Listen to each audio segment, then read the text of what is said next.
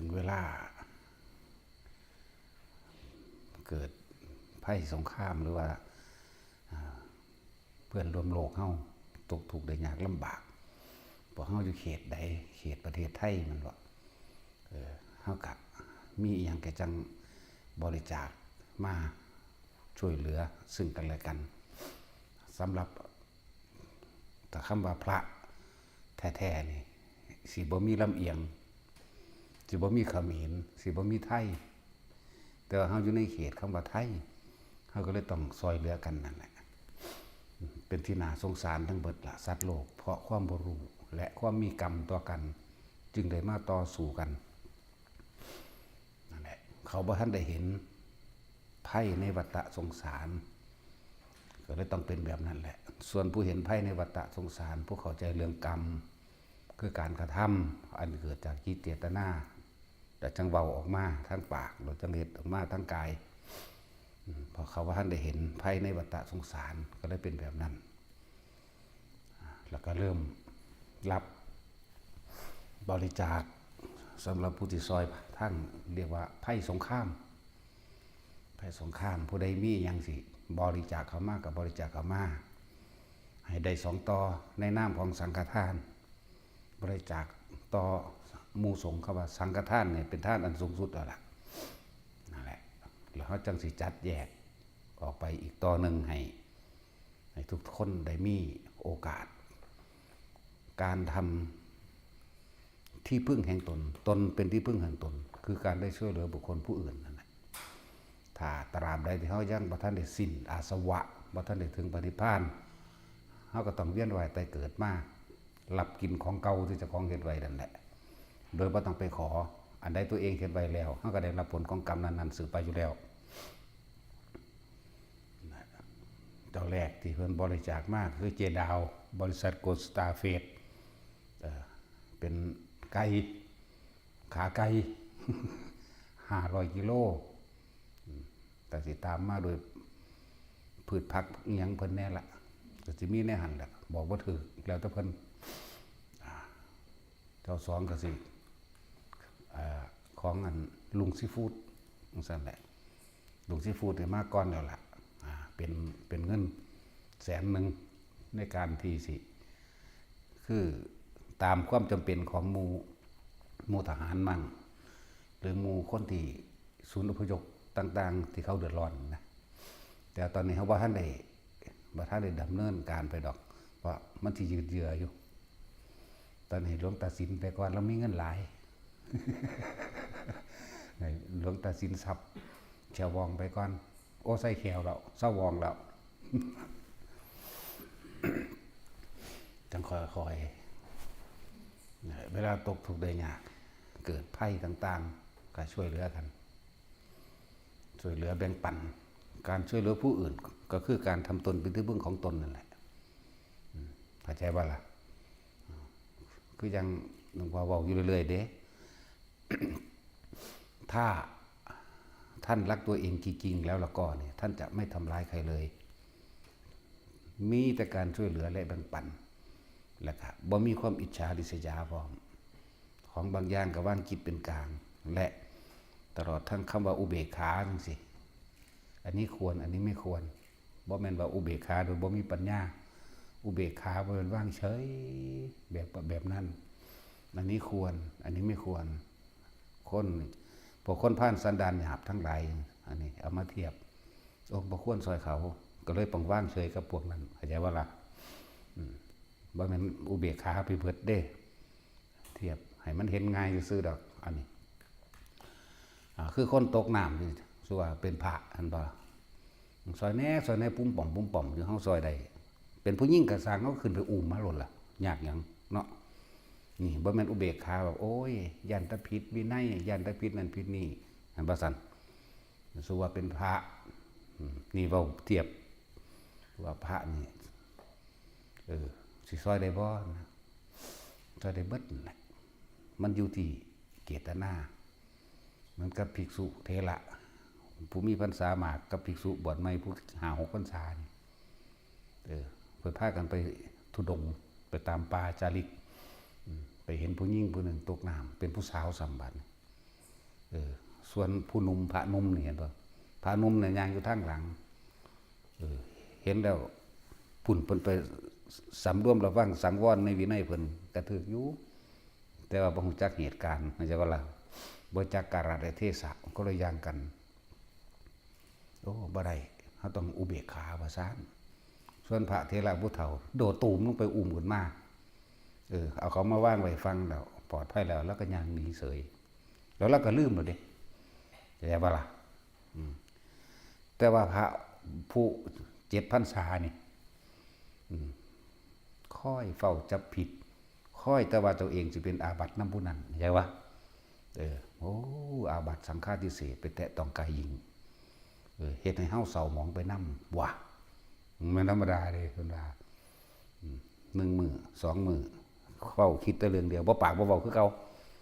มื้อที่3ก็เว้ามื้อที่4นี่เว้ามันอัดอั้นตันใจท่านเป็นผู้บวชมานานท่านยังบ่ได้รู้อันควรหรือบ่ควร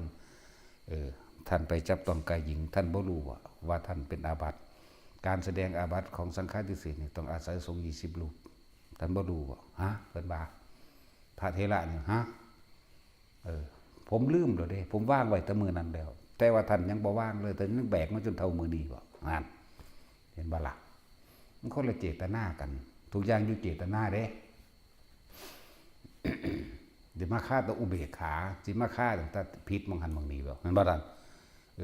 ปานนั้นว่าพระต้องมีเมตตามันขัดแย้งกันบ่ล่ะการช่วยเหลือบุคคลผู้อื่นตัวเมตตาก็ได้มันบ่ซั่นนั่นแล้วสิมาฆ่าอันนี้นะโอ้ยแต่บักงามๆกูเอาแมงเลยหลุดแล้วกูนี่เนาะแต่สินเฮาตะกี้ลายเนี่ยเอาขึ้นมาไว้ฟังซื้อครับงามๆเอาเลยบ่ใส่เขาซื่อๆดอกบ่ซื่อๆแล้วทำงามอีหลีพอดเป็นแต่เอาก็เอาแม่รุ่นแล้วถ้าขี้โพโอนโหดอยู่ก็ว่าเอาแล้ว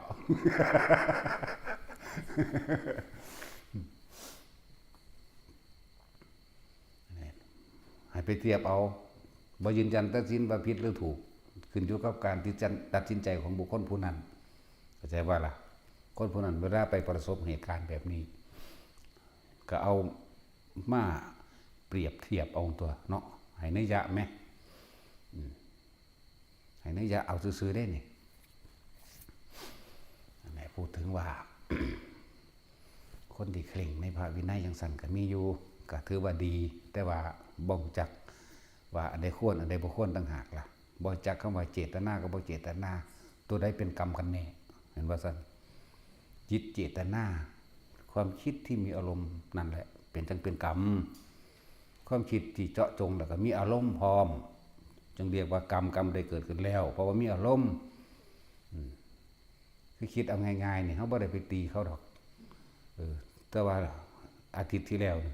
ได้เคยผิดเถียงกันมาแน่แม่นบ่บัดนี้มื้อนี้มาเนี่ยนอนคิดอยู่อ๋ออีห่ามันใครกูตบปากว่าซั่นนั่นกรรมสำเร็จแล้วเข้าใจบ่นี่สำเร็จทั้งใจแล้วนั่นแหละส่วนพระเพิ่น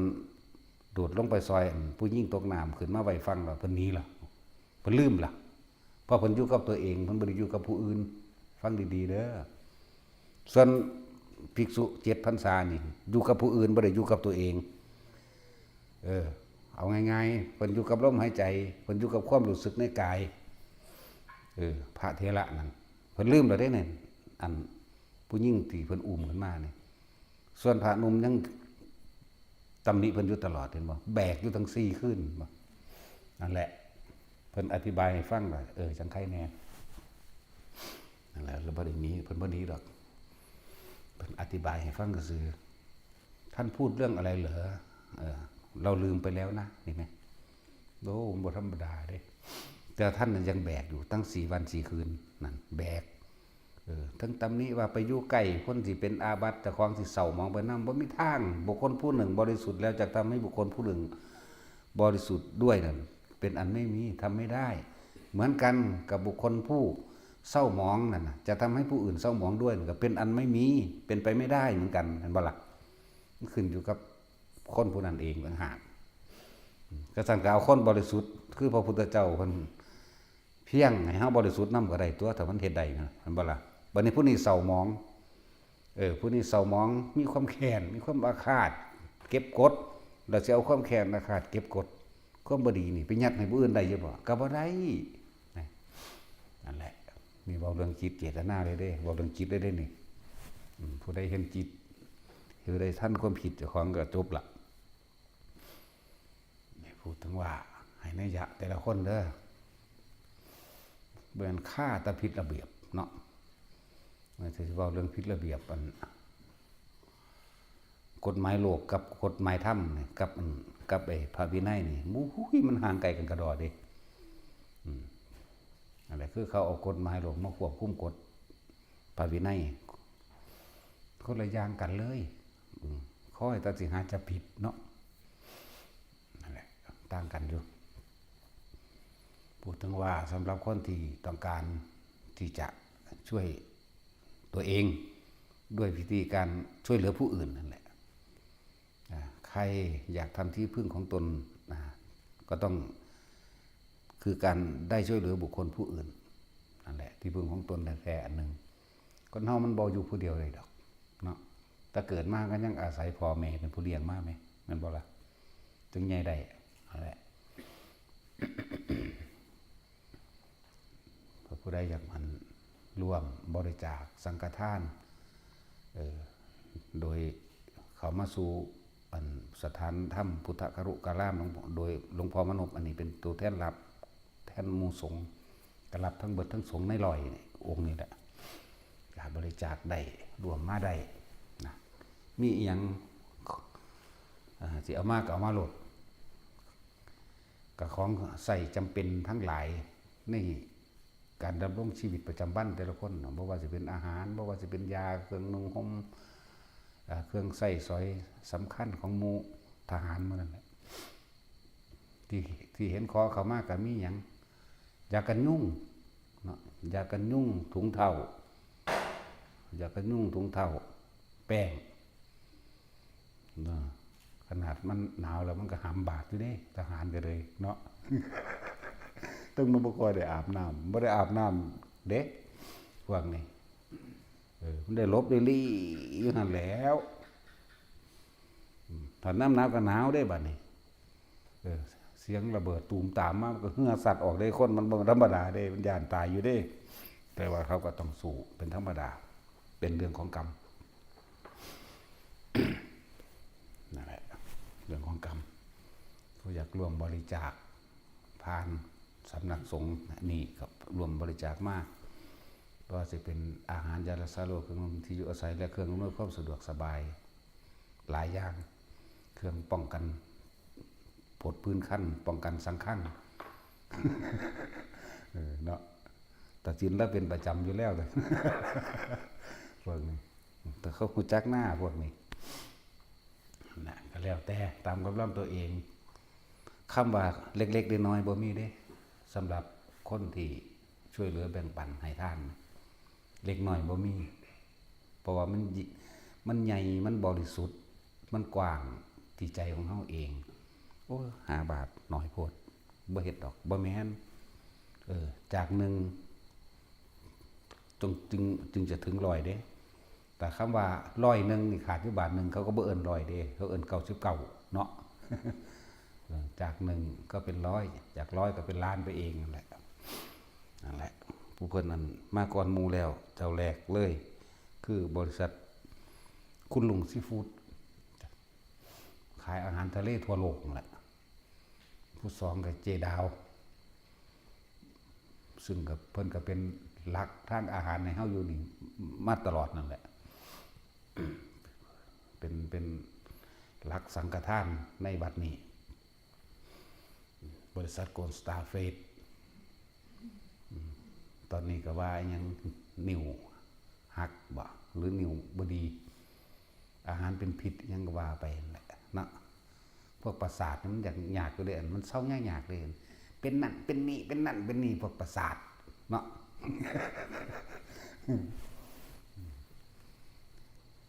บ่คิดถึงมันก็บ่เป็นนั่นตัวอีหยังก็เลยเนาะ แต่ว่าเหตุผลหลายบอกกับพวกประสาทนี่พวกมันนั่นแหละโอ้ดาวเฒ่าแก่บริษัทใหญ่ๆอยู่เด้เนาะเฒ่าแก่ประสาท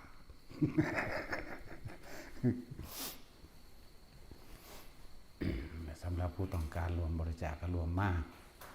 แต่ของพร้อมแล้วเขาจังไปหรอกเขาก็เบิ่งตามเหตุมองได้นักหรือมองได้จำเป็นเรื่องใดซึ่งชุดแรกเขาก็ไปอยู่แล้วนั่นบ่ล่ะไปเบิดทุกจังหวัดเอารถพุทธสะแก้วไหลยาวมาจนหอดสุรินทร์ศรีสะเกษทุกค่ายเลยนะแต่เฮาบ่ได้มีความลำเอียงหรอกแต่ว่าเฮาอยู่ในขอบเขตประเทศที่จริงเฮาอยากซอยเบิดนั่นแหละทหารที่เขาไปรบเขาตายอันนี้คือพิเศษเฮาก็พยายามซอยเหลืออยู่ทั้งในเฮาเองนั่นแหละทหารบ่ว่าประเทศใดก็ช่างทั่วโลกนี่เขาเอิ้นว่ามีอาญาแผ่นดิน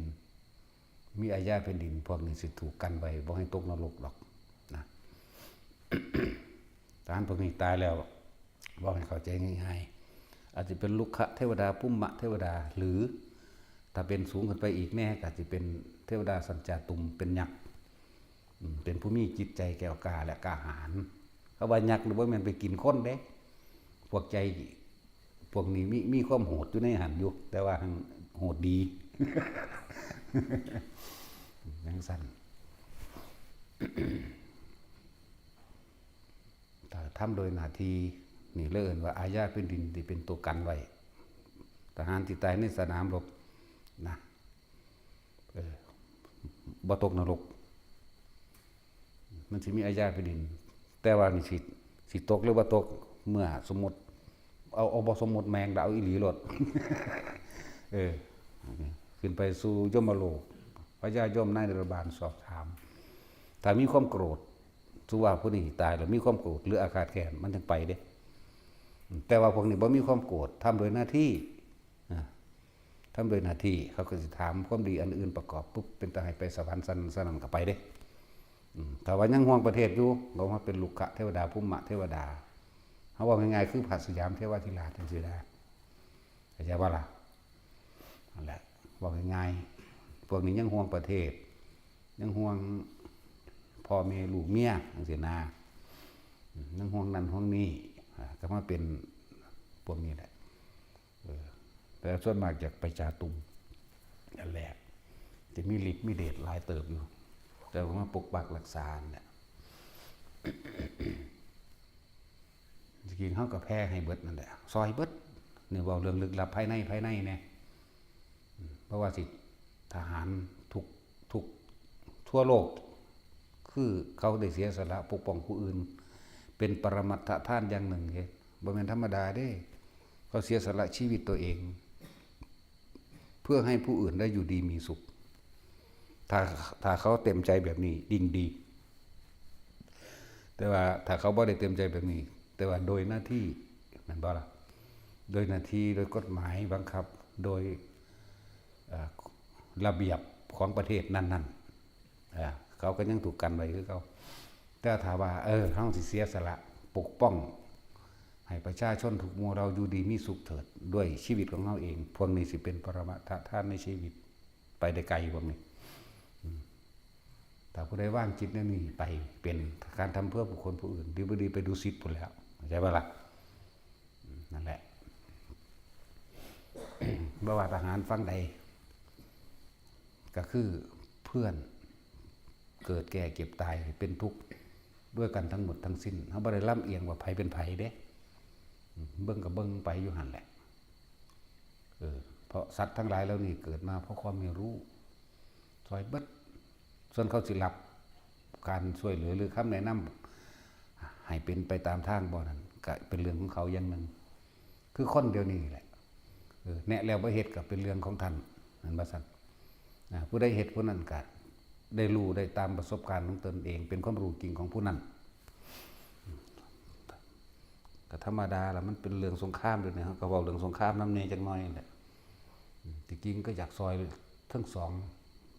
องฝ่ายนั่นแหละเพราะว่าเฮาบ่มีฝ่าย เฮาอยู่กลางเบิดพุ่นฮอดรัสเซียฮอดยูเครนฮอดอิสราเอลฮอดฮามาสเบิดนั่นแหละซอยเหลือสัตว์โลกเรียกว่าสัตว์โลก เฮาเป็นเพื่อนทุกข์เกิดแก่เก็บตายด้วยกันทั้งหมดทั้งสิ้นเด้เฮาบ่ได้อยู่ข้างไผลำเอียงกับไผนี่สำหรับเรื่องลึกลับแน่เป็นแบบนั้น ผู้อื่นเขาเฮ็ดอยู่เฮ็ดแต่ทุกคนที่อยู่โดยแคล้วคลาดปลอดภัยเพราะว่ารู้จักอยู่ว่านั่นคือกุศลกรรมเป็นบุญกุศลกรรมที่ตัวเองเฮ็ดมาเด้พวกเฮาบ่ฮู้หรอกว่าเฮาคือมาอยู่จังซี่ได้ปลอดภัยแบบนี้ได้แม้นสิมีภัยหมดได้ก็สร้างแล้วสิมีบุญญาฤทธิ์นี่บุญนี่เกิดเป็นความสำเร็จเฮ็ดให้เฮาแคล้วคลาดปลอดภัยได้แม้นเขาสิรบกันก็มีเหตุให้เฮาหนีมาอยู่จังซี่คือว่าคนที่อยู่หม่องรบคักๆนี่บุญสินำพามาให้อยู่หม่องปลอดภัยเองแต่ก็บ่ฮู้โตเด้แปลว่าฉะนั้นเฮาต้องเฮ็ดอีหยังที่มันเป็นบุญเป็นกุศลไว้ให้เจ้าของแบบนี้แหละบุญนั่นแหละสิคอยปกป้องคุ้มครองเฮาเองเพิ่นจึงว่าบุญเป็นที่พึ่งของสรรพสัตว์บาปเป็นที่ทำลายสรรพสัตว์เพื่อไม่ให้ถึงบุญนั่นแหละเฮ็ดไปโลดมีผลอยู่ในนี่มันเป็นเรื่องที่ละเอียดลึกซึ้งถ้าเฮาได้ฟังได้ศึกษาด้วยตนเองจากพระไตรปิฎกมั่งจากครูบาอาจารย์ผู้เพิ่นเอาของจริงออกมาเว้าธรรมะลึกซึ้งธรรมะจริงๆจากทั้งภาคปฏิบัติทั้งภาคปริยัติมาร่วมกันมาอธิบายฟังพวกเฮาสิเข้าใจพวกเฮาสิเข้าใจลึกซึ้งเองแล้วพวกเฮาก็สิค่อยๆฝึกหัดปฏิบัติตนเอง เหมือนกับคำว่าหลวงพ่อบอกว่าตนเป็นที่พึ่งของตนคือการได้ช่วยเหลือบุคคลผู้อื่นให้พ้นจากทุกข์นั่นแหละคือการทำตนเป็นที่พึ่งของตนแต่เฮาแปลเข้ามาแล้วมันสิลึกซึ้งเด้ถ้าท่านรักตัวเองจริงๆแล้วเราก็ท่านจะไม่ทำร้ายใครเลยจังซี่แม่นบ่ล่ะพอผลของการไปทำลายเบียดเบียนผู้อื่นตัวเองต้องกังวลอยู่แล้วแม่นบ่เฮาไปรักของเขามันแม่นสิได้มาตัวเองก็กังวลย่านเขารู้คือเก่านั่นแหละคือการทำร้ายตัวเองเราไปทำลายเฮาไปฆ่าคนเฮาไปตีคนไว้มองหันมองนี้ไว้บัดนี้บ่กล้าไปมองหันได้บ่ย่านเขาจับได้ย่านเขารู้แน่ก็เลยบอกว่าการทำร้ายผู้อื่นนั่นแหละคือการทำร้ายตัวเองการช่วยเหลือผู้อื่นก็คือการช่วยเหลือตัวเองเห็นบ่ซั่นซั่นตัวการนินทาผู้อื่นก็คือการเอาพุ่มความชั่วร้ายในตัวของเองออกประจานเด้รู้จักว่าคนที่นินทาบุคคลผู้อื่นนั่นแหละเพราะสิ่งที่เขามีสิ่งที่เขาเป็นเขากำลังเอาออกไปเผยแผ่ผู้อื่นฟังแต่เฮาอันพิจารณาโดยดีๆโดยแยบคายนี่เด้อผู้ใดเป็นแนวใดก็สิคิดว่าผู้อื่นเป็นแนวนั้นเว้าด้วยอารมณ์เด้เห็นบ่เบหน้าเบตายุ่มปากยิงแขวหยักคิ้วหยักไหล่แสดงอาการฟึดๆฟัดๆนั่นแหละคือคนผู้นั้นเป็นเองเด้คนผู้กำลังเว้าพื้นคนนินทาผู้อื่นเลยเอาสิ่งตัวเองเป็นดิ้นออกมาเว้าอยากบ่จังซั่นแหละนั่นแหละการนินทาผู้อื่นก็คือการเอาสิ่งที่ตัวเองเป็นนั่นแหละออกมาคุยเนี่ยฟังให้มันดีเอาไปพิจารณาให้มันแยบคายเด้แต่ว่าเจ้าของบ่รู้ตัวเด้โอ้ยมันคือหยังนี่เนาะแนวบ่เคยเห็นแนวบ่เคยหูยินก็สร้างกูสิยกตัวอย่างเหตุผลมาอ้างได้เบิดเป็นเรื่องต่างประเทศบ่เคยเห็นจักเทื่อก็สร้างกับภาษามารถมายกอ้างว่าคนผู้นั้นเป็นแบบนั้นเป็นด้วยอารมณ์เลยถึงจิตถึงใจขนาดถึงอารมณ์ขนาดนั่นแหละตอนนั้นเขากำลังประจานตัวเองเด้ใครมีสิ่งใดใครเก็บสิ่งใดเอาไว้เขาก็จะแสดงสิ่งนั้นออกมาเข้าใจป่ะล่ะถ้าสิแสดงออกมานั่นแหละภูมิจิตภูมิธรรมภูมิรู้หรืออารมณ์ของเขาก็เป็นแบบนั้นเขาสะสมโดยสัญญาของเขาสะสมโดยอารมณ์ของเขาเวทนาของเขาวิญญาณของเขาเห็นบ่เวทนาสัญญาสังขารวิญญาณที่เขาสะสมเอาไว้นี่เต็มอยู่นี่จิตแปลจิตมันก็รู้มันก็สั่งสมของมันอยู่แล้วเวลาแสดงออกมาเปียงออกมาโอ้ยธรรมดาบ่พวกเฮาเคยเป็นบ่1,000,000%แต่ว่าบ่รู้ตัวเวลาเฮาเว้าพื้นคนแหมเขาเป็นจังซั่นจังซี่ยกตัวอย่างเหตุผลต่างๆมาอ้างคือหยังไงเด้อยากให้คนเชื่อเจ้าของแล้วก็เพื่อสิทำลายผู้นั้นเข้าใจบ่ล่ะนั่นแหละแต่เฮาบ่คาดคิดได้ว่าเฮากำลังทำลายตัวเองหรือเวลาใดก็ช่างที่เราโกรธเกลียด หวังทำลายบุคคลผู้อื่นนี่ให้ผลเสียหายชีวิตและทรัพย์สินเวลานั้นเรากำลังทำร้ายตัวเองอย่างคาดไม่ถึงมันเป็นการสร้างสมอารมณ์บดีอกุศลเขาเต็มที่เลยเนื้อบดีนั่นแหละอกุศลก็เลยแล้วบ่สูญหายได้สิบอกให้เหมือนกันกับเฮาเอากระบอกไม้ไผ่มาตัดแล้วหยอดเงินลงมันก็อยู่ทั้งไตอยู่แล้วหยอดอันนึงทับนั่นว่ามันก็ค่าอยู่ในหันคือเก่าเด้จังซั่นแหละเพราะว่ากรรมมันสำเร็จที่จิตใจแล้วอารมณ์แล้วจิตเจตนานั่นแหละชื่อว่าตัวกรรมการคิดนี่จะต้องปรุงแต่งมโนภาพนึกพร้อมเด้ปรุงแต่งเนาะมโนภาพนึกไปเกิดวิญญาณรับรู้ความรู้สึกที่บ่พอใจก็เลยเอาความบ่พอใจเจ้าของได้ออกเข้าใจบ่ล่ะแต่อาศัยเหตุของความบ่พอใจกับผู้นั้นอีนั่นบักนั้นเรื่องนั้นนั่นแหละกรรมจึงสำเร็จคือเฮาอัดดินลงไปในกระบอกไม้ไผ่แหละลงไปแล้วก็อัดแน่นไว้บ่สูญหายไปไหนเด้นั่นแหละดูสุดเตอร์บ่เวลาเฮาเว้าพื้นคนเนาะ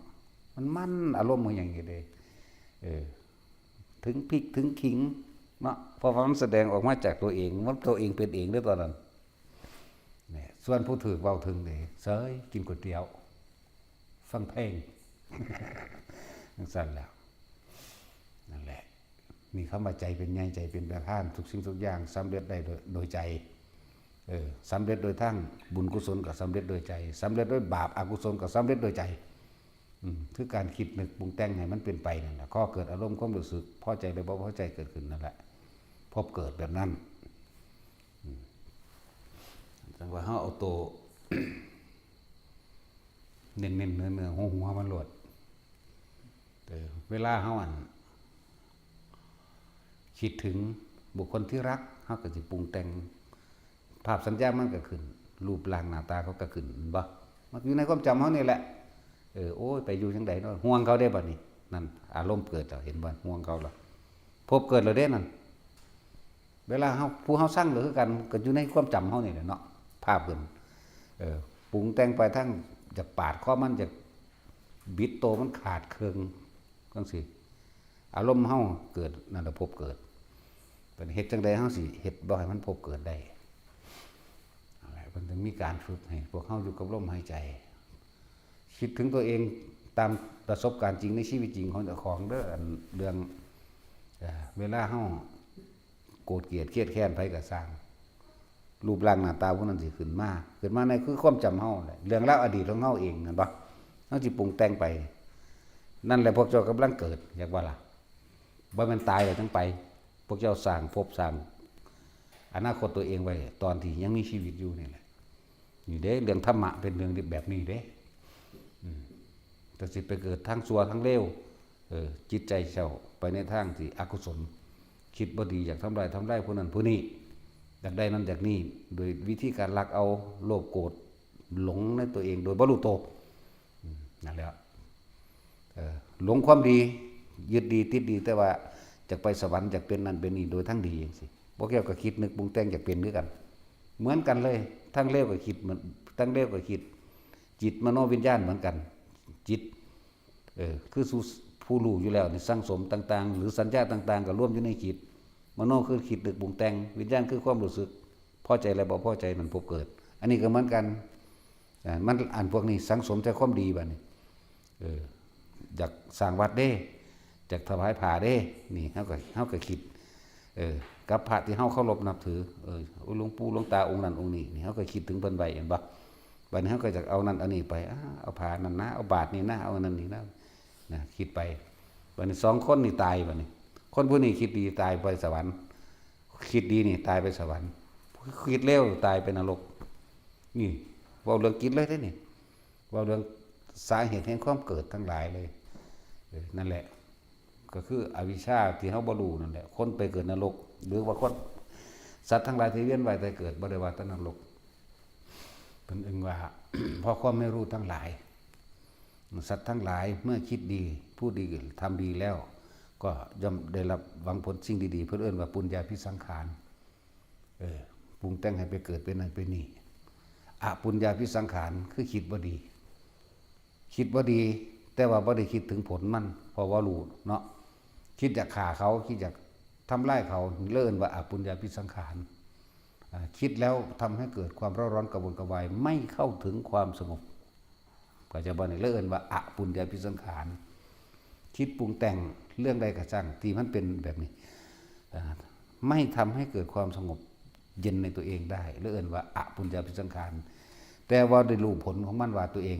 ตายในขณะนั้นตัวเองจะไปเกิดอย่างนามรูปอย่างนั่นแหละไปเกิดในนรกบ่เป็นเปรตบ่เป็นสัตว์เดรัจฉานบ่นี่เรื่องว่าอปุญญาพิสังขารคือความคิดบ่ดีถ้าปุญญาพิสังขารคือความคิดดีไปเกิดในทางที่สุคติมีมนุษย์และสวรรค์เป็นทางไปพวกนี้นั่นแหละสังขารจึงเป็นปัจจัยมันเกิดวิญญาณในบริษัทเนี่ยปุญญาพิสังขารอปุญญาพิสังขารเนยชาพิสังขารนี่เนยชานี่เพิ่นแปลไว้หน้าเดียวความเข้าใจผิดคิดว่าเข้าใจบ่นี่ความเข้าใจผิดคิดว่านี่อันนี้เฮาแปลเองส่วนเพิ่นแปลเข้าใจว่าเนี่ยไปเกิดที่อรูปภพแล้วเป็นที่สุดแห่งทุกข์คือนิพพานนี่เพิ่นแปลไว้หน้าเดียวเฮาสิแปลไว้คลุมไว้เลยแปลคลุมให้ปุญญาพิสังขารอปุญญาพิสังขารเนยชาพิสังขารสำหรับหลวงพ่ออันนี้แปลโดยเฉพาะตัวเองนี่ความเข้าใจผิดคิดว่าถ้าเราทำบุญทำดีอย่างนี้อย่างนี้เราจะได้ไปสู่สุคติก็เข้าใจถูกอยู่ว่าไปสุคติโลกสวรรค์แต่ว่าอปุญญาพิสังขารความเข้าใจผิดคิดว่า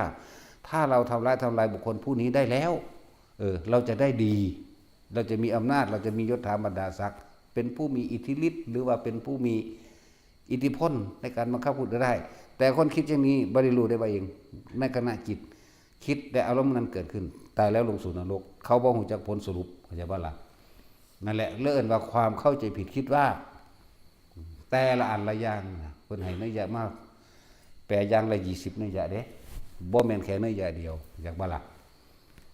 บ่แม่นแค่แนวทางเดียวอันนี้เฮาสิแปลคุ้มไว้ให้นั่นแหละถึงว่าสังขารจึงเป็นปัจจัยมันเกิดวิญญาณวิญญาณแปลว่าตัวรับรู้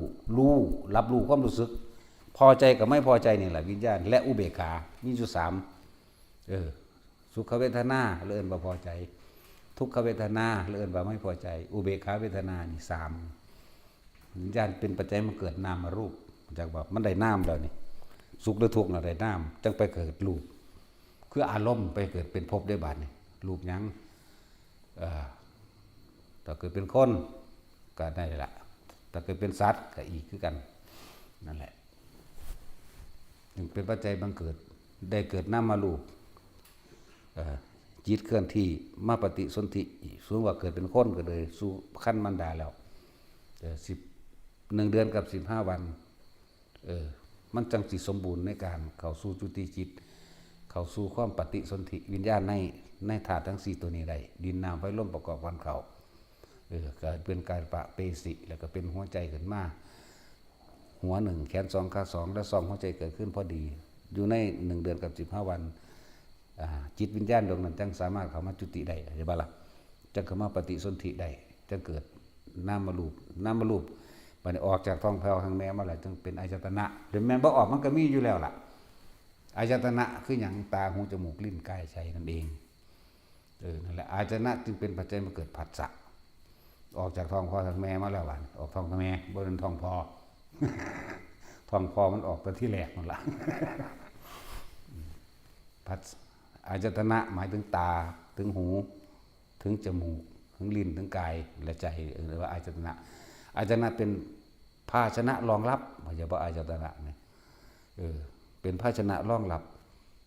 อย่างรูปเสียงกลิ่นรสสัมผัสอารมณ์ความรู้สึกนี่อายตนะเป็นปัจจัยเกิดผัสสะกับนี่แหละอารมณ์ความรู้สึกแหละผัสสะมันจะว่า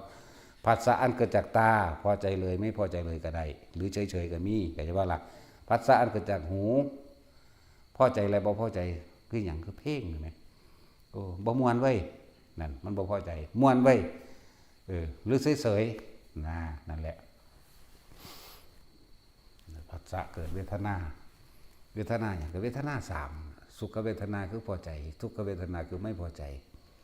แต่ก็อทุกขมะหมายถึงอุเบกขาเวทนานี่แหละ วิธีการเกิดของสัตว์เด้อสิบอกให้เขาจะคลองเองแหละเวทนาจึงเป็นปัจจัยเกิดตัณหาเมื่อมีความพอใจแล้วจึงมีการแสวงหาเลื่อนว่าความอยากเข้าใจว่านี่เวทนานี่บ่มีผู้ใดสนใจบ่มีผู้ใดอยากได้ทุกข์กับเวทนาเลื่อยเวขานี่ฮอดบ่รู้โตซะด้วยซ้ำไปคนบ่ค่อยส่วนมากคนบ่สิบ่ค่อยอยู่กับคำว่าอุเบกขานอกจากผู้ฝึกหัดภาวนาเท่านั้นส่วนสัตว์โลกทั้งหลายนี่บ่อยู่คำว่าอุเบกขาไปอยู่กับตัวสุขกับตัวทุกข์พอใจกับบ่พอใจอยู่แค่นี้คำว่าอุเบกขาหาบ่เห็นเลยสำหรับปุถุชนทั้งหลายนั่นบ่ล่ะเห็นปั๊บกวนตีนเทว่าโลดนั่นมันสั่งเขามันบ่พอใจจักแม่นหยังมันเป็นสูตรสำเร็จขึ้นมาโลดเห็นผู้สาวงามแน่งามเทว่ามันพอใจเห็นบ่ล่ะอันที่เห็นเฉยๆอยู่นี่บ่มีจักคนดอกส่วนมากมันปรุงแต่งไปเบิดนั่นแหละนั่นแล้วสั้นแหละเวทนา3เป็นใจมันเกิดตัณหาบัดนี้เพิ่นต้องแยกภพของตัณหากามตัณหาภวตัณหาวิภวตัณหาเด้นั่นบ่ล่ะตัณหานี่แปลว่าอยากอยู่แล้วอยากไปในทางที่พอใจในรูปในรสในกลิ่นในเสียงจึงเรียกว่ากามตัณหาเมื่อมันมีความพอใจในรูปรสกลิ่นเสียงกามตัณหามันจึงแยกไปทางภวตัณหาหมายถึงว่าอารมณ์ความรู้สึกนี่แหละจะทำให้ไปเกิดในภพต่างๆมีกามภพรูปภพอรูปภพบ่ล่ะนั่นแล้วตัณหาคือความอยากตัณหา3กามตัณหาภวตัณหาวิภวตัณหากามตัณหาคือความพอใจในรูปในรสในกลิ่นในเสียงภวตัณหาจะเป็นภพบัดนี้อารมณ์สิเป็นตัวแยกเด้เนื่องจากว่าล่ะภพนี่สิเป็นการภพรูปภพหรืออรูปภพหมายถึงว่านี่อารมณ์จิตนั่นนี่นั่นแหละวิภวตัณหาคือความบ่พอใจเฉพาะคือจังเฮาได้มีดมากคือกันเอามีดแต่ว่ามีดที่เฮาพอใจเนี่ยเป็นมีดแหลมบ่แม่นมีดอิโต้เอามีดมาให้แน่เดี๋ยวเข้าใจบัดนี้เขาไปเอามีดอิโต้มาให้บ่แม่นนี่เห็นมีดคือกันเด้ล่ะเนาะนั่นแหละแยกแบบนั้นนั่นแหละปัญจังว่าเป็นปัจจัยมันเกิดภพบ่แม่นเดี๋ยวเอาตัวนี้ก่อนเอากามตัณหาลืมแล้วนี่เป็นปัจจัยให้มันเกิดเวทนาเป็นปัจจัยให้เกิดตัณหาตัณหาเป็นปัจจัยให้เกิดอุปทานเนาะอุปทาน4เวลาเฮาอยากได้อันนึงเวลาเฮาอยากได้อันใดอันหนึ่งเฮาสิมีเหตุผลคือทิฏฐิเห็นบ่คือความคิดเห็นขึ้นมาแสดงเจตนาว่าอยากได้หรือเจตนาว่าสร้างเนาะนั่นแหละจังว่า ตัณหานี่เป็นเหตุเป็นปัจจัยให้บังเกิดอุปทานเนาะอุปทาน1ทิฏฐุปาทานหมายถึงเอาความคิดเห็นตัวเองเป็นใหญ่สมมุติว่าเฮาพอใจบุคคลผู้ใดผู้หนึ่งเฮาสิหาเหตุผลต่างๆมายกอ้างว่าเจ้าของพอใจอยากได้เห็นบ่อีกอย่างนึงถ้าบ่พอใจเด้ก็สิไปหาเหตุผลต่างๆมายกอ้างนั่นแหละคือเอาความเห็นตัวเองเป็นใหญ่เข้าใจบ่จากการได้ยินได้ฟังได้รู้ได้เห็นได้เป็นมาเขาเรียกว่าทิฏฐุปาทานเอาความคิดเห็นตัวเองมาเป็นใหญ่มาเป็นผู้นำมาเป็นน้ำหน้าเพื่อให้ผู้อื่นยอมรับเข้าใจบ่ล่ะนี่แหละทิฏฐุปาทานก็เลยต่อมาก็ศีลพัตตุปาทานก็คือจากการได้ยินได้ฟังได้รู้ได้เห็นได้เป็นมาถ้าเป็นอาหารได้กินมาถ้าเป็นเสื้อผ้าได้นุ่มๆมาหรือแข็งๆมาหยาบละเอียดนั่นแหละชื่อว่าศีลพัตตุปาทานจังมาแสดงกามุปาทานหมายถึงตามความพอใจของตัวเองกามุปาทานคือในรูปในรสในกลิ่นในเสียงนั่นแหละเข้าใจว่านี่มันสิยกเข้ามายกมาเป็นเหตุผลอ้างต่างๆสารพัดอ้างทั้งความเกลียดอ้างทั้งความรักก็มีเห็นบ่แต่จังเป็นอัตตวาทุปาทานเกิดอารมณ์ความรู้สึกที่พอใจและไม่พอใจขึ้นนี่เลยว่าตัวตนที่แท้จริงเนี่ยอัตตะนี่วาทุปาทานอัตตะหมายถึงนี่ความรู้สึกได้เกิดขึ้นแล้วนี่วาทุหมายถึงปากที่พูดออกไปปาทานกับสิ่งที่ตัวเองยึดมั่นถือมั่นอุปทาน4แต่สรุปแล้วเป็นก้อนเดียวกันเด้อบ่ได้แยกแบบนี้คือมันเร็วเหมือนกับก้อนเดียวกันเลยแม่แต่ว่านี่แยกความเร็วของมัน ให้พวกเฮาพอได้เข้าใจในความละเอียดความคิดนี่เร็วแม่นบ่เอิ้นว่าทิฏฐุปาทานเอาความเห็นตัวเองเป็นใหญ่จากสิ่งที่ได้ยินได้ฟังได้รู้ได้เห็นและได้เป็นได้กระทำมาได้ลิ้มได้รสได้สัมผัสมาแล้วเอาความเห็นเจ้าของมาเป็นเหตุอ้างเป็นไงกามุปาทานตามความยินดีพอใจของตัวเองนี่กามุปาทานแล้วอัตตวัตถุปาทานอันเกิดจากความรู้สึกนี่อุปาทานจึงเป็นปัจจัยมันเกิดภพเขาจะบอกว่านี่ภพนี่ภพทั้ง3ได้บัดนี่จึงบอกแต่ละคนให้เข้าใจเข้าว่าความรู้สึกของเฮาในความพอใจและไม่พอใจนั่นแหละเอิ้นว่าภพบ่แม่นว่าตายแล้วจึงจะไปเกิดในภพในกามภพหรือรูปภพหรืออรูปภพบ่ทันได้แม่นมันไปสร้างไว้ตอนที่บ่ทันตายเข้าใจว่าล่ะคืออารมณ์ความรู้สึกเข้านั่นแหละพอใจกับไม่พอใจนี่เห็นบ่นี่จึงเป็นปัจจัยเกิดภพสมมติว่าเฮาเกิดอารมณ์ความรู้สึกผู้ใดอารมณ์ข้างในจุดใดจุดหนึ่งกับบุคคลผู้ใดผู้หนึ่งหรือสัตว์สิ่งของเรื่องใดเรื่องหนึ่งก็ตามอารมณ์ข้างเข้าใจว่าอารมณ์ข้างตายขณะนั้นปุ๊บก็ไปตามภพนั้นจึงบอกว่าอารมณ์ความรู้สึกนั่นแหละคือตัวภพนั่นแหละภพได้เกิดขึ้นแล้วเห็นบ่ล่ะเมื่อภพเกิดตายปั๊บชาติหมายถึงเกิดเลยตายแล้วเกิดเลยเด้ที่พวกเขาได้ยินว่าไปเฝ้าศพตัวเองไปให้ไปห้องอยู่น้ำอันนั้นอันนี้มันบ่แม่นเด้นั่นน่ะหมายถึงตายปุ๊บจุตินี่เคลื่อนที่ไปทันทีเด้จิตติดที่ไหนนั่นเห็นบ่ล่ะจ้ำไปเกิดที่นั่นหมายถึงว่าไปเกิดเมืองหันซะก่อนหมายถึงไปจุติที่นั่นเพราะเป็นดังพื้นนาแหม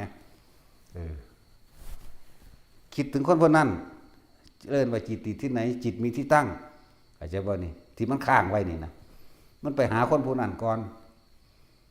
นี่อารมณ์มันค้างอยู่บัดจึงบอกว่าชาติแปลว่าเกิดคือเกิดเลยเมื่อมีชาติมีการเกิดแล้วก็มีความแก่คือชราชาติชรามรณะเนี่ยแล้วก็เกิดแก่เก็บตายเวียนว่ายอยู่เพราะสำนีหนึ่งไหมเกิดชาติชรามรณะเนี่ยโศกปริมีแต่เกิดแก่เจ็บแล้วมีแต่ความทุกข์โศกเท่านั้นหนึ่งเด้โศกปริเทวนาทุกขโทมนัสสุปยามีแต่ความขับแค้นอับอั้นตันใจเวียนว่ายตายเกิดเฉพาะนี่คือเหตุเกิดของหมู่สัตว์ทั้งหลายอย่างว่าล่ะนั่นแหละนี่คือวิธีการเกิดของสัตว์พวกเขานี่แหละสัตว์อย่างว่าล่ะได้เขียนได้เวลาเขาด่าไอ้สัตว์ คือเขาได้เป็นหลายอย่างอยู่เด้คำว่าสัตว์งัวกับสัตว์ควายกับสัตว์หมูหมากะไก่เป็ดกับสัตว์คนกับสัตว์เทวดากับสัตว์อินพรหมกับสัตว์เด้อเลือกเอาพวกเกี่ยวอยากเป็นสัตว์หยังถ้าว่าไอ้เหี้ยมันยังเป็นชนิดเดียวหนึ่งอันนั้นโอ้จำกัดสิทธิเสรีกูแท้เลยเนาะว่าแต่สิไอ้เหี้ยยังสิเป็นชนิดเดียวได้ต้องไปเป็นแต่เหี้ยอย่างเดียวหากินแต่ขีนขากเนานั่นแหละนี่แหละว่าวิธีการเกิดของสัตว์ทั้งหลายก็คือความคิดไม่ใช่ว่านี่เมื่อเฮารู้แล้วอวิชชายตเววะอาเสสะวิราคะนิโรธาสังขารนิโรโธวิญญาณนิโรธาวิญญาณนิโรโธรูปานิโรโธรูปานิโรโธอะไรไปจับจุดมันเลยเมื่อใดที่เรารู้เท่าทันความคิดเหนียวแต่ก่อนเฮาไม่รู้อวิชชาปัจจยาสังขาราสังขาราปัจจยาวิญญาณังวิญญาณปัจจยานามรูปังนั่นบ่เนี่ยเฮาบ่รู้เฮาก็เลยคิดไปต่างๆนานาเห็นตัวของเวียนว่ายตายเกิดบาดนี้เฮาอาศัยปัญญาของพระผู้มีพระภาคเจ้าปัญญาของพระพุทธเจ้าที่เพิ่นได้ไปรู้ไปเห็นมาแล้วมาทำให้เกิดความรู้บัดจึงเรียกว่านี่หนทางของผู้รู้เรียกว่าพุทธศาสนาทางนี้เป็นทางของผู้รู้ตามความเป็นจริงว่าวิธีการเกิดของสัตว์ทั้งหลายกับอวิชชาปัจจยาสังขารวิธีการสัตว์เมื่อมีความเกิดก็ต้องมีความไม่เกิดเหตุจังใดสัตว์ทั้งหลายอาศัยการเกิดเพราะการคิดนึกปรุงแต่งแสวงหาในความอยากได้อยากดีอยากมีอยากเป็นคนที่จะพ้นออกจากความเป็นสัตว์พ้นออกจากตัณหาพ้นออกจากความอยากพ้นออกจากความเป็นความมีความเป็นก็ต้องหยุดคิดเรียกว่าอวิชชายตเววะอเสสะวิราคะนิโรโธเมื่อหยุดคิดปรุงแต่งดีก็บ่คิดไปร้ายก็บ่คิดไปเฮาก็ดับ เรื่องว่าอวิชชายเตวะตะเววะนี่อเสสะวิราคะนี่เห็นบ่นี่วิราคะวินี่เฮาฮู้แล้วเฮาทันแล้วในโทษของราคะทั้งหลายจึงเรียกว่าวิปัสสนานั่นแหละคำว่าวิราคะนี่จักว่ารู้แจ้งเห็นจริงตามความเป็นจริงแล้วว่าสัตว์ทั้งหลายเว้นไว้แต่เกิดเพราะการคิดนึกในความอยากได้อยากดีอยากมีอยากเป็นแต่นี่รู้แล้วกูบ่คิดกูบ่ตามมึงก็แล้วกันหน้ากูบ่เป็นธาตุแห่งราคะต่อไปอีกเรียกว่าวิราคะราคะก็คืออย่างความยินดีพอใจในรูปในรสในกลิ่นในเสียงวิราคะแล้วก็สังขาระนิโรโธสังขารแปลว่าอย่างความคิดนิโรโธแปลว่าหยุดแปลว่าดับเหมือนจากบาบาดนี่หยุดคิดปรุงแต่งในสิ่งทั้งหลายทั้งปวงที่ตาเห็นรูปหูได้ยินจมูกได้กลิ่นเห็นบ่ล่ะวิราคะบ่ล่ะนั่นแหละตาหูจมูกลิ้นแก่ใจรูปรสกลิ่นเสียงถ้าเฮาไม่คิดปรุงแต่งในสิ่งที่รู้ที่เห็นที่ได้ยินได้ฟังมาที่ได้ดมกลิ่นมามื้อนี้แหละจากว่าล่ะมันก็เกิดบ่ได้เด้อล่ะเพราะว่าหยังเฮาบ่คิดเรื่องอยากเอามาเป็นเจ้าของเฮาบ่คิดเรื่องโอ้อยากได้ได้อีนี่คืองามแท้เนาะเฮาบ่คิดอยากได้เฮาบ่คิดอยากเป็นอีกหมดความอยากได้อยากเป็นเพราะว่าเฮาเห็นตามความเป็นจริงแล้วว่านี่วิราคะจักบ่เห็นตามความจริงแล้วว่าสิ่งใดสิ่งหนึ่งทั้งหลายเหล่านี้หาความจริงยั่งยืนบ่ได้บ่ว่าบุคคลนั้นสัตว์นั้นสิ่งของนั้นดินฟ้าอากาศทุกอย่างบ่มีหยังสิจีรังยั่งยืนเลยมีแต่ความเกิดขึ้นเป็นธรรมดามีความแตกดับเป็นธรรมดาถ้าเฮาคิดนึกอยู่จังซี่ทำให้มากทำให้บ่อยทำให้ชินในการพิจารณาให้ตามความเป็นจริงมันได้มันก็คอยวิราคะเองตัวมันก็เบื่อหน่ายคอยกับกำนัดจากรูปจากรสจากกลิ่นจากเสียงเบิดความอยากนั่นแหละเพิ่นถึงมีวิธีฝึกหัดให้พวกเฮานั่นน่ะให้เขาเห็นจิตหรือคำว่าจิตในจิตก็ว่าผู้ใดเข้าใจหลักจิตแล้วผู้นั้นได้แล้วถึงหลักธรรมผู้ใดเข้าสู่การปฏิบัติธรรมตามความเป็นจริงแล้วผู้นั้นก็เห็นโลกตามความจริงว่าบ่ควรกับไปยึดมั่นถือมั่นคำว่าอยู่เหนือโลก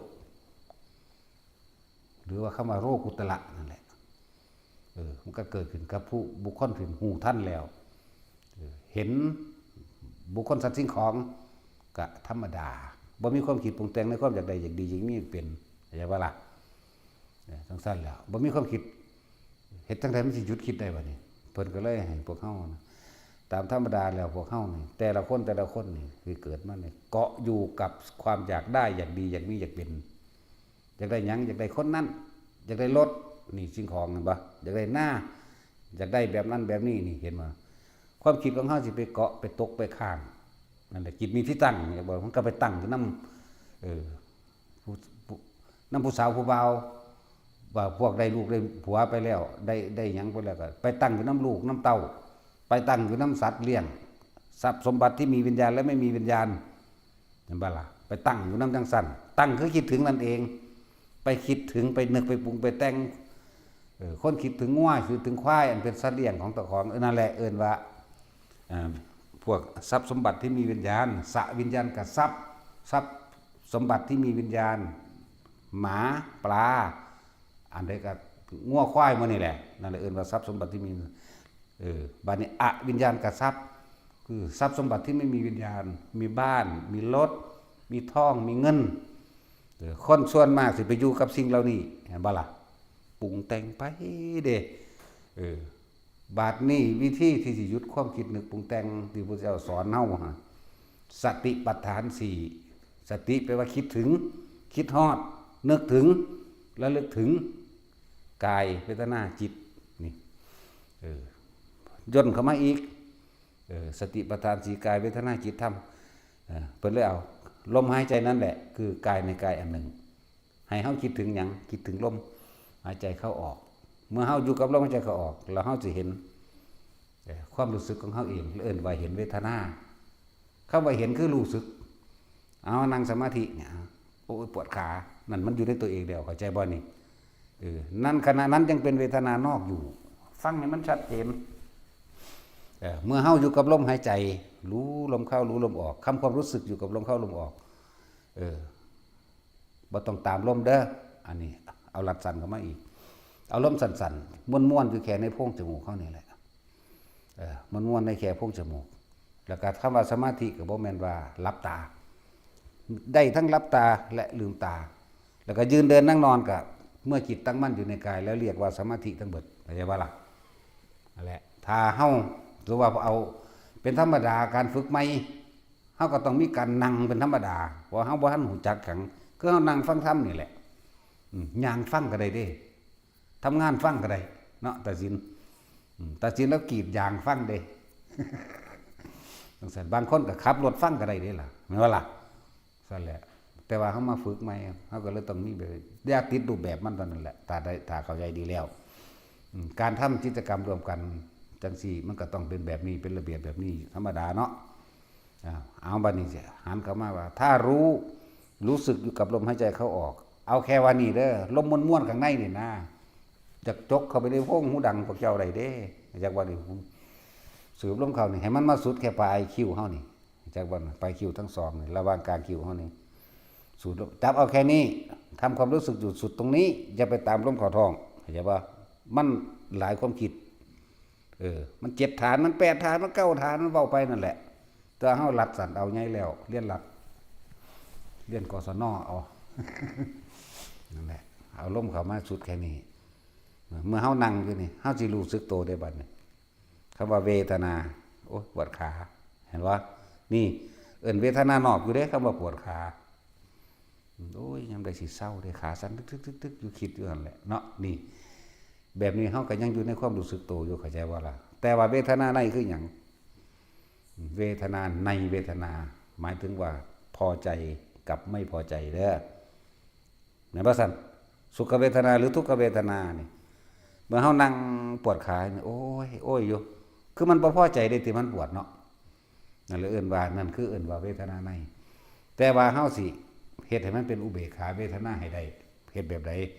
คือการทรงฌานเจริญฌานหรืออานาปานสติที่แนะนำอยู่ดีว่าเฮาสิสร้างกรรมฐานมาหนึ่งหรือฐานที่ตั้งให้จิตเพื่อให้จิตตั้งมั่นตั้งตรงไหนบัดนี้สิเป็นอุเบกขาเวทนาคนสิอยู่2อย่างเท่านั้นส่วนมากพอใจ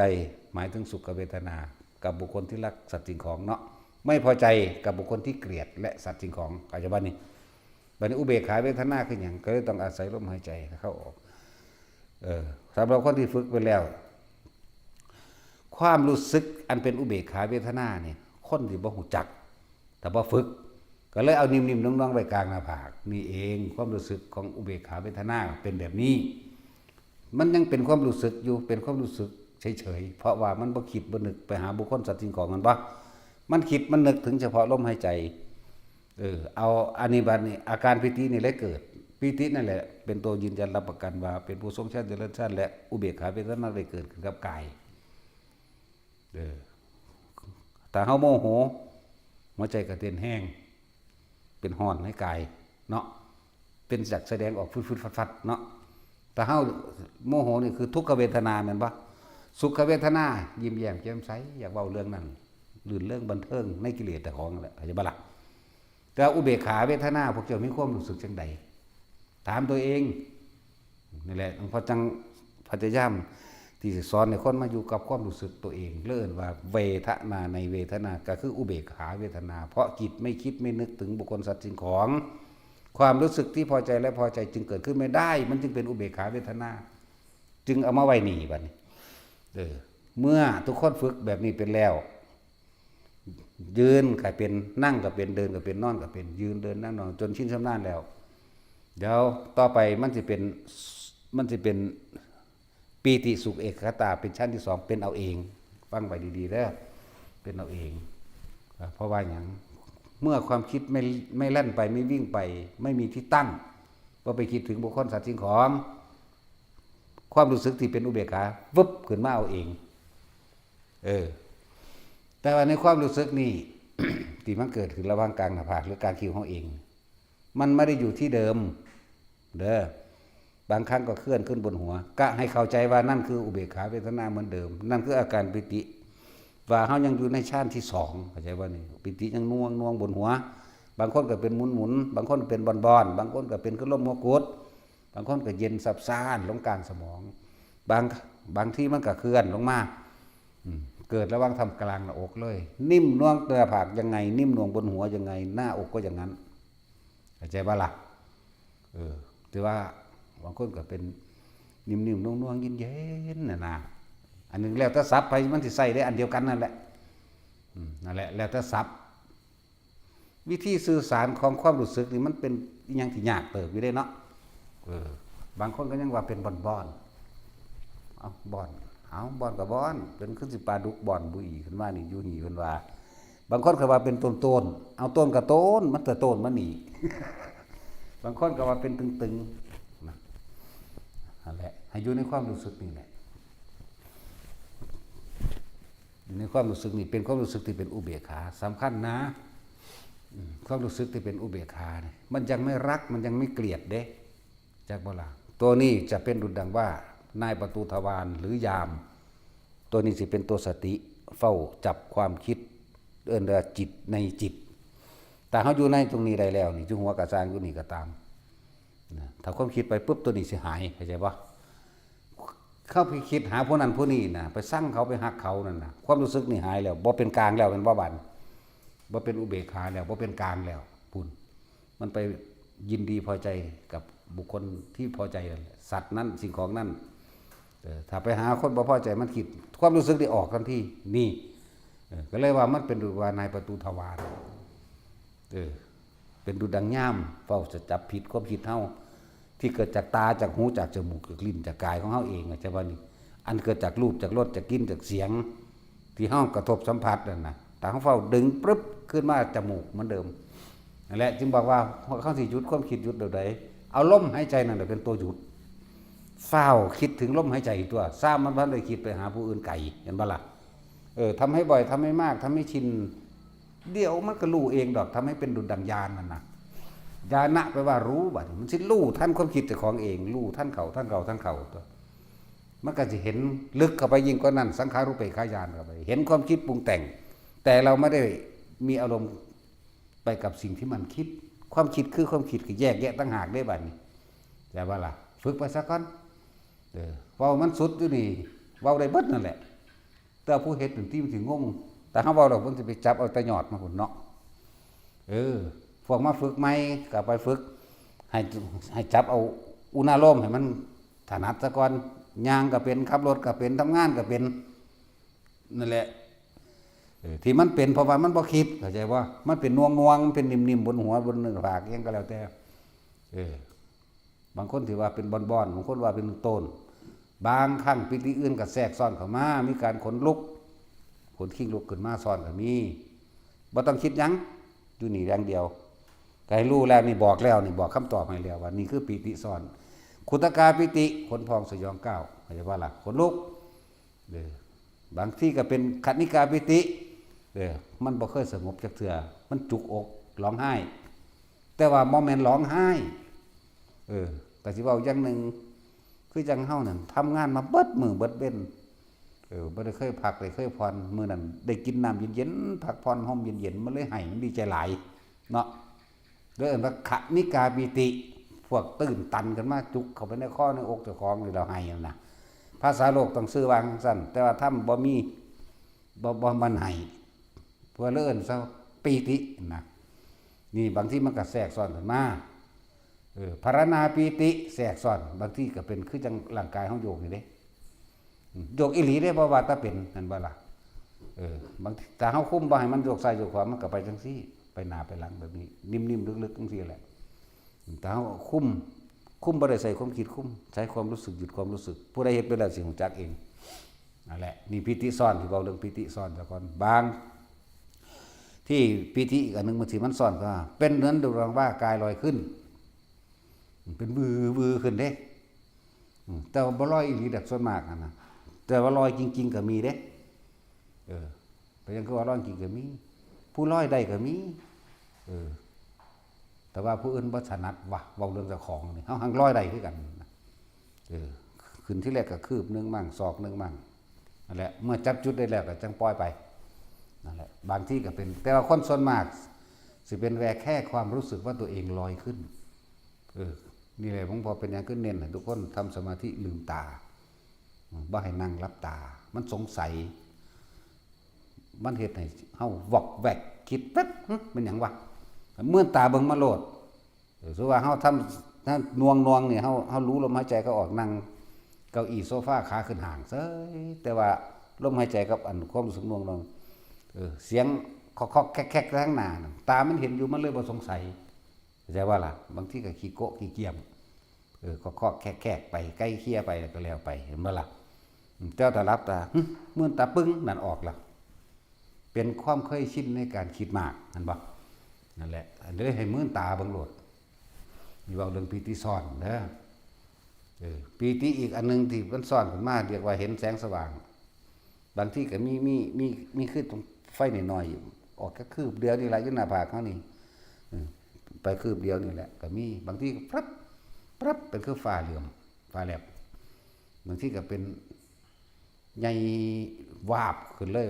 แจ้งทีเดียวบักใหญ่เลยก็มีบางทีก็น้อยๆมาแต่ไกลๆก่อนแสงวุบเข้ามาใส่หน้าผากเฮาลบปั๊บโลดก็มีสำหรับพวกหลับตาจากพอดูเห็นเรื่อยๆเมื่อตาเบิ่งแมงโลดเข้าใจว่าล่ะบางทีก็จากหน้าผากเจ้าของเลยวุบไปบางทีก็เป็นแสงนวลๆอยู่หูดังก็อย่างว่านี่ฟิตแฟดขาวนวลมั่งเขียวมั่งใสดุดใสๆมั่งแล้วแต่อย่าสนใจหม่องอื่นเข้าใจว่าอย่าไปคิดหานี่บอกแล้วว่ามันคือหยังมันเป็นสื่อว่าจังใดสื่อมันสื่อว่าจังซี่ก็บอกแล้วเข้าใจว่าล่ะให้อยู่ในความรู้สึกที่กลางหน้าผากโลดแม้บางครั้งมันจะเคลื่อนไปบนหัวก็อยู่บนหัวเข้าใจบ่เนืบหน้าเอามือเศร้าบางคนก็คือลมหัวกุดหน่อยหมุนเด้บางคนก็เขาจะซื้อภาษาว่ามันเป็นบอนบอนกับบอน